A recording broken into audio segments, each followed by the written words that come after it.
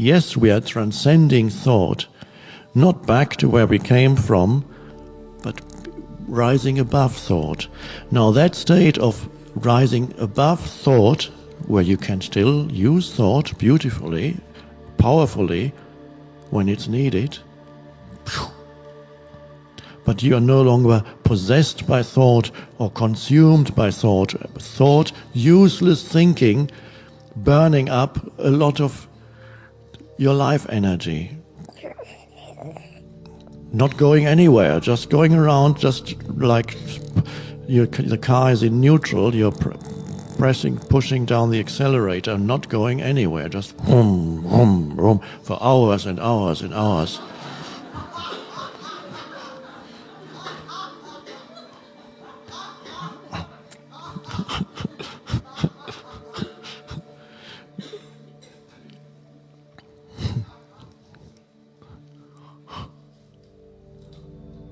So stepping beyond thought into that clarity and alertness.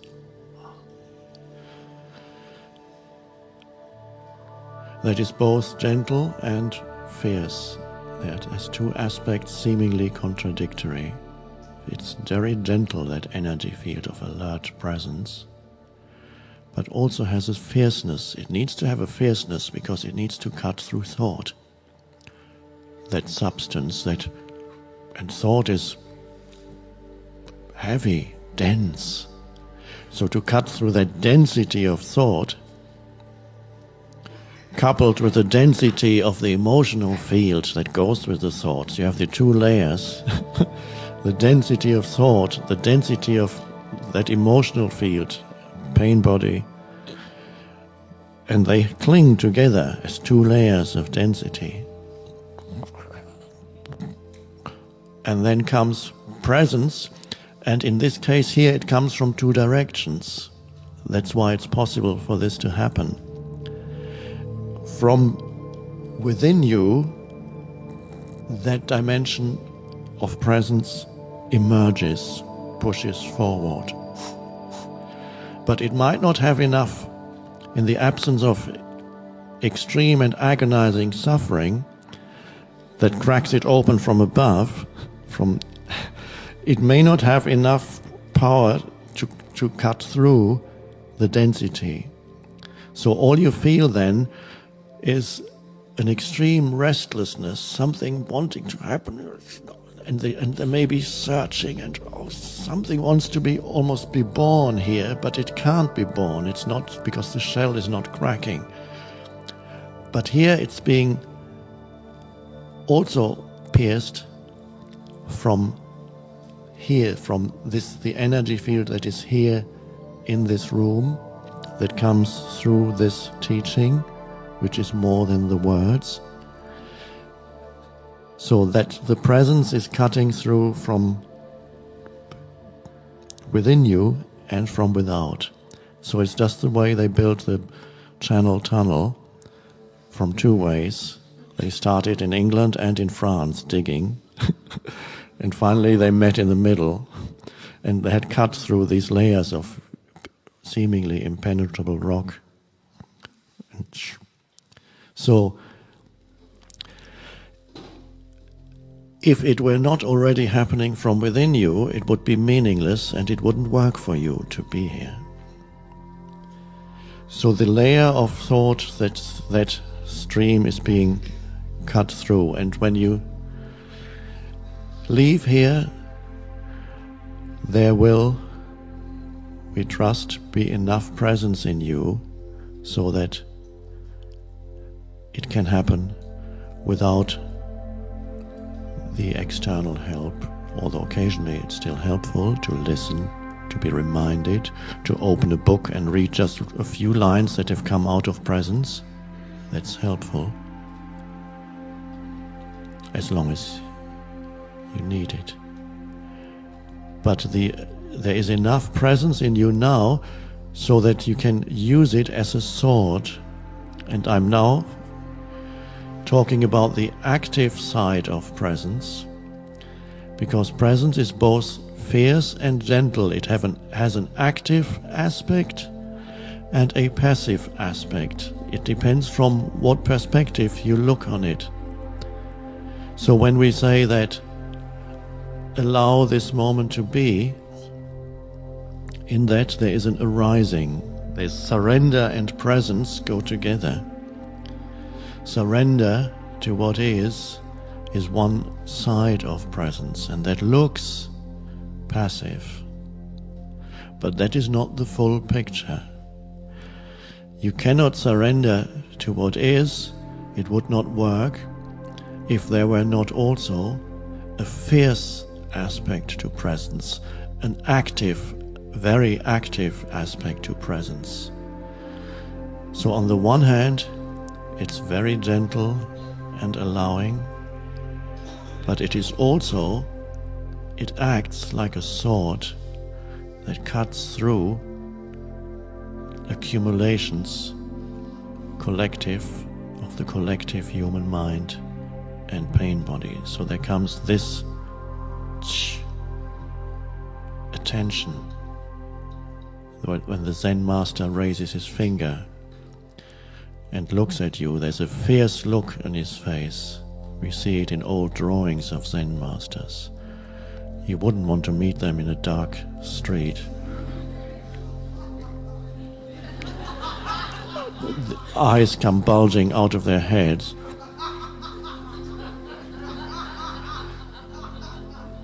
So they represent the fierce aspect of presence. Underneath it, if you look closely, if the artist who drew this drawing of the Zen master was in tune with the Zen master's inner state, if you look closely, you will find also hidden there underneath the fierceness, the gentle aspect of presence. That's hidden. If you look into the eyes, they both are present there. So, allowing what is to be needs to come together with a sword-like aspect, almost what seems, the mind would say, irreconcilable, but they're not irreconcilable, perhaps only from the point of view of the mind. So, how does that work? This moment, something arises. This moment takes form as an event that appears in front of you, a person or an event.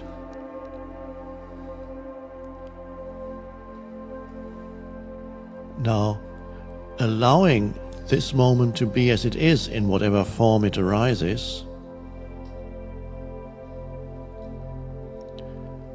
requires you to face fully what is, not opposing, facing in an open way, not facing in a as if you were fighting a battle against something. You face it in an open way, like this, to have your arms extended like this. So this is the gentle, and yet at the same time you look it straight in the eye, so to speak, whatever it is. This is the gentle, the receptive. And the attention is the fierce. So you welcome what is, but there's a fierce attention that flows through you onto whatever it is that's happening. Not fighting anything, just its fierce alertness.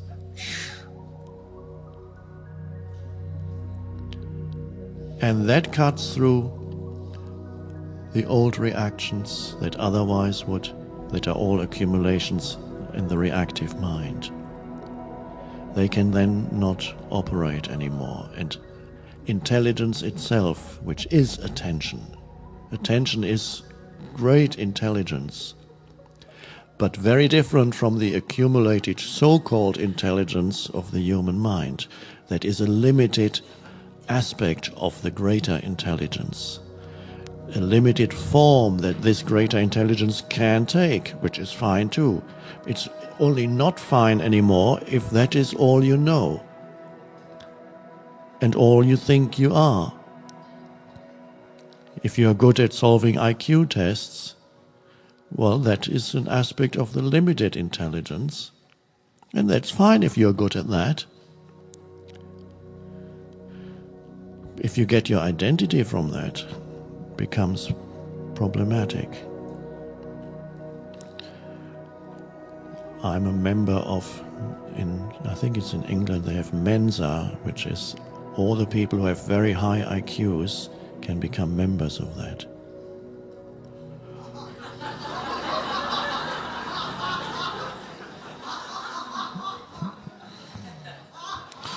And some people let that flow into a conversation just casually.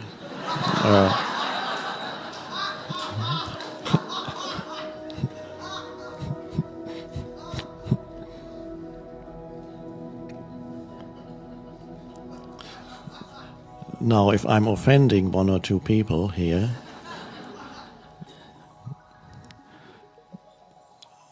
I'm sorry. That is beautiful. Why not? If you can use your mind in such a way, it's a beautiful thing to do. If that becomes an important part of your sense of self, then you get trapped in an illusory identity, and you probably have a few more things to add to it. And that is part of identifying with the realm of content.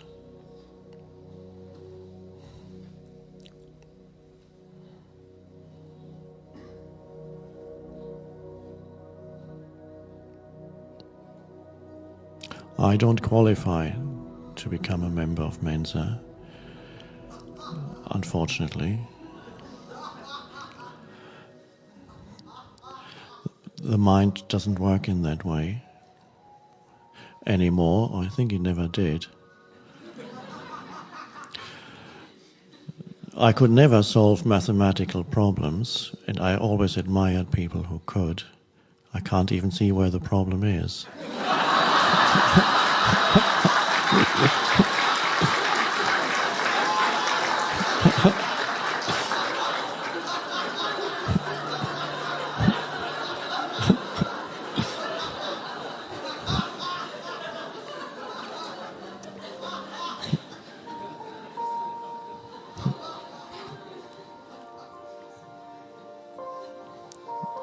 When I was at school, after the age of 13, I stopped going to school. I couldn't stand it anymore. But I still they had all these problems that you had to solve.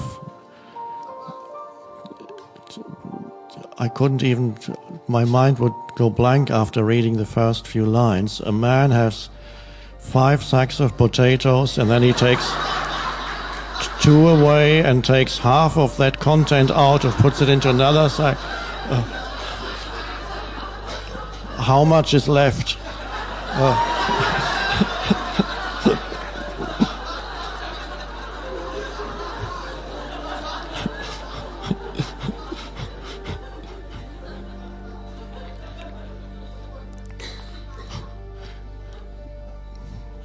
And that's okay for a problem to solve if there actually is a man.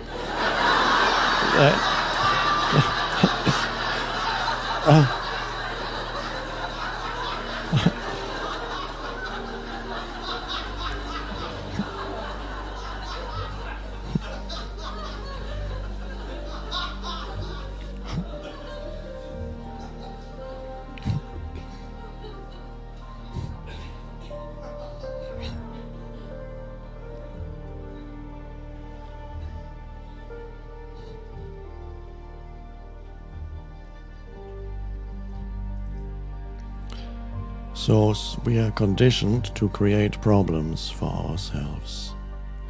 That lies in the conditioning of the mind. And so often, when you think you have a problem, really, your mind is creating a problem for yourself. If it isn't happening at this moment, if there's no action you can take right now, and so comes the fierce aspect of presence. Oh, I've got so much on my mind. So much, what is the expression? So much on my plate.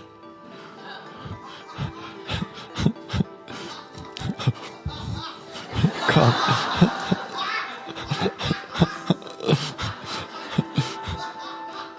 And so you need to remember the sort of presence. What's the problem at this moment?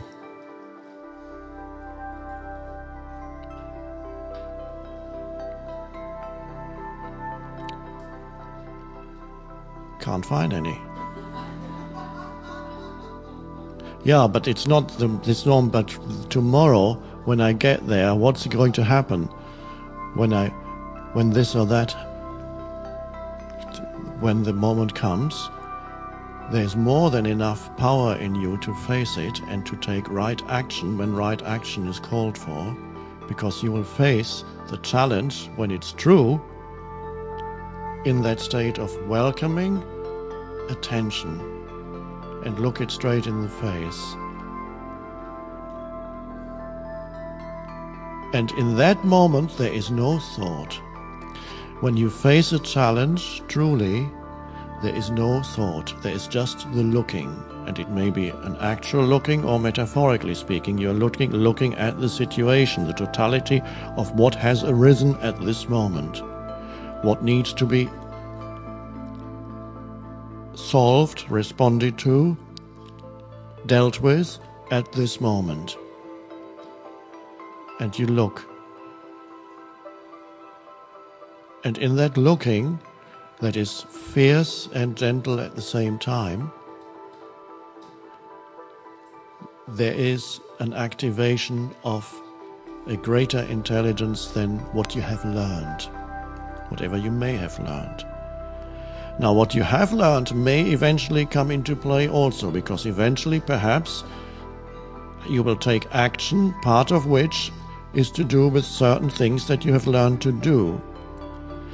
Or you will speak words, which is to do with using language that you learned in the past.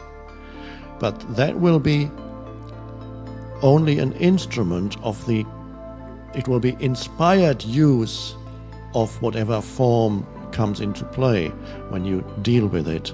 But there's the moment of alert, aware presence in which there's no thought and there's just a looking. And any master does that in any field, has the ability to look for a moment and then respond out of that. The greater intelligence responds out of that. You just,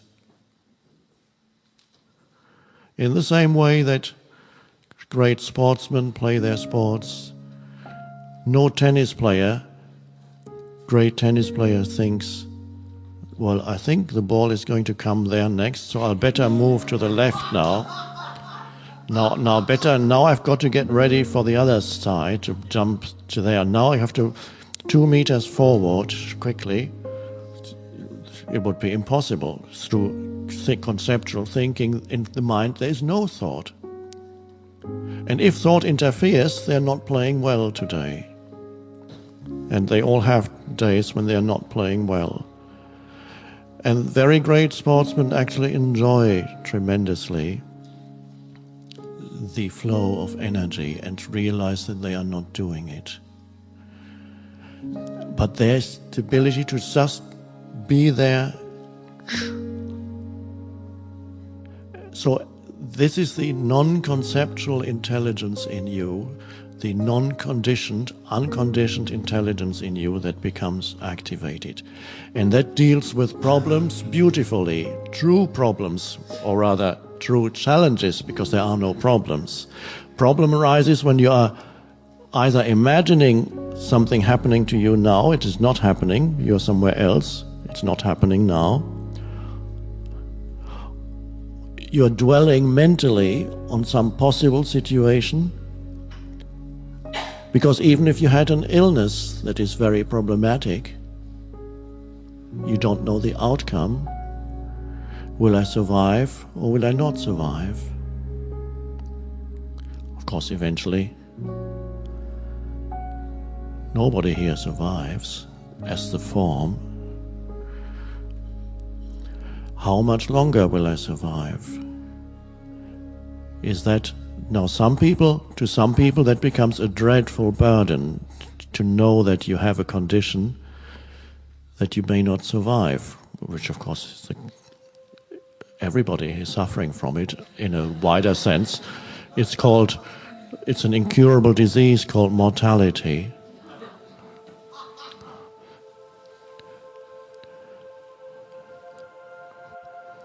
The diagnosis is fatal. Mortality apparently always ends in death.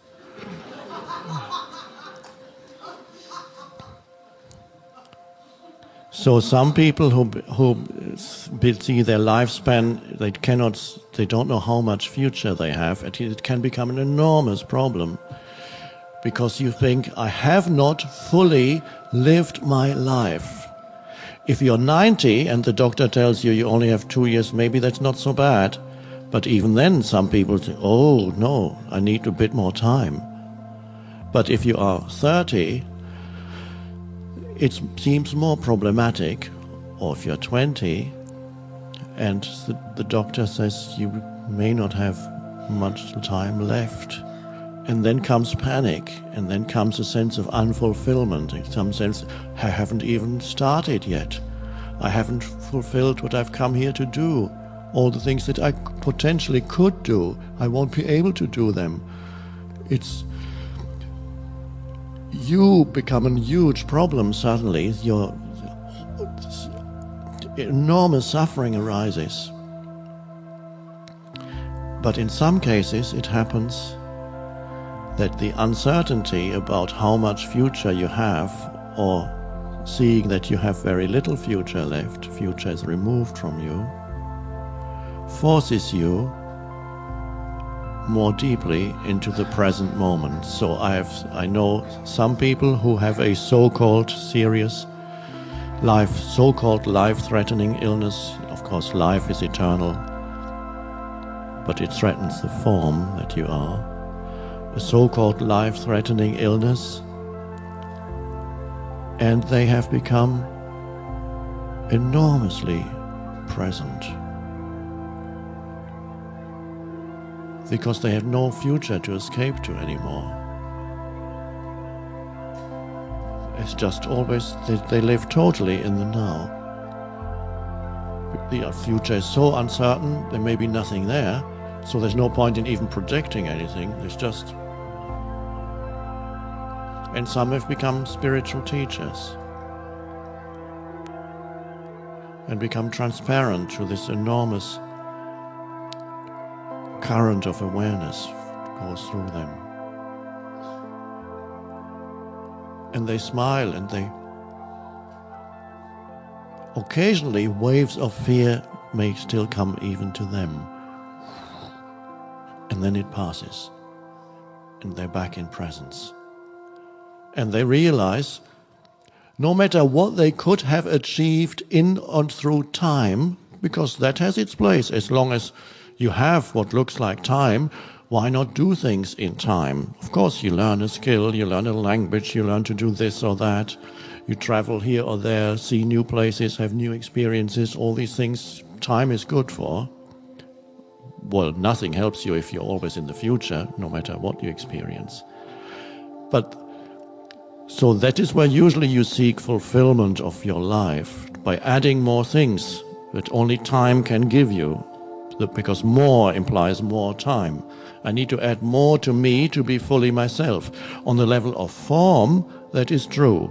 If you are 20, you haven't started living as such, you haven't learned anything perhaps you're just learning to become a pianist or a great computer expert or whatever, and you suddenly get interrupted. On that level, it seems your life has come to nothing. But your life is not your life. There isn't even you and life. There's only life of which you are a temporary expression. There's only the one consciousness of which you are a temporary expression. And if that flowers when you are 20, and the true flowering is not the achievement of this or that, sometimes a flowering happens indirectly through an achievement, which doesn't help the person either if they still identify it as a formal achievement. But the true flowering is the arising of presence in you, when you become transparent. And that can happen at any age, and it doesn't matter where you are in your life situation. It doesn't matter whether, because there are some people here who have succeeded in the world, and others who in the eyes of the world have not succeeded. There are others here who have succeeded years ago and then failed. And others who have failed miserably up to this point, and in a year from now they'll be rich and famous. It all happens. I was a failure in the eyes of the world 10 years ago, 8 years ago. Now the world thinks I'm a success. Completely meaningless. Completely meaningless. But it doesn't matter where you are, at what life situation you're in at the present time. The ultimate purpose of your existence is for this form to manifest that which is beyond manifestation, to become an opening for the unconditioned, for the stillness, the awareness, that energy stream, that frequency, so to speak. I believe it was Ramana Maharshi who sometimes used the expression, a current of awareness that flows through you, that is non-conceptual intelligence. And the intelligence, even that's a limitation, it's more than that. It's love too. The first time I'm using this word here, because some words you have to be careful with. Words like God, words like love. Because the reality to which these words point is so far greater than the word that it's usually misleading to even say it. But now I've said it. What flows through you when we call it intelligence or great power that deals with